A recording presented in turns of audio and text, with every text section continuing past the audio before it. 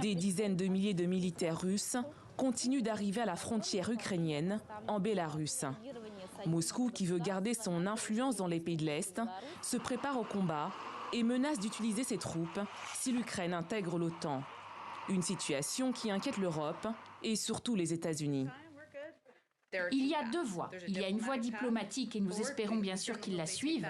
Et il y a l'autre voie. Il revient aux Russes de déterminer quelle voie ils vont adopter. Et les conséquences seront sévères s'ils ne suivent pas la voie diplomatique. Une voie diplomatique qu'Antony Blinken, le secrétaire d'État américain, veut privilégier.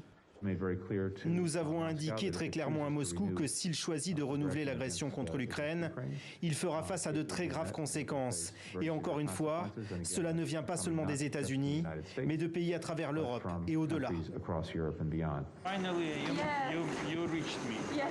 Beaucoup plus tranchée, la ministre des Affaires étrangères canadienne Mélanie Joly, en visite à Kiev, a fermement mis en garde la Russie contre une éventuelle invasion de l'Ukraine. Nous devons nous assurer que le message est clair.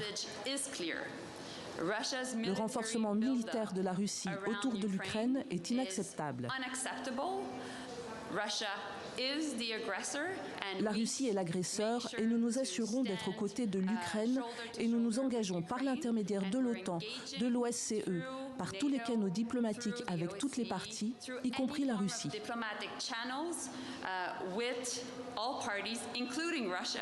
Les États-Unis ont d'ores et déjà annoncé des sanctions financières contre la Russie, notamment son exclusion du système d'échange bancaire SWIFT, une sanction qui paralyserait l'économie russe.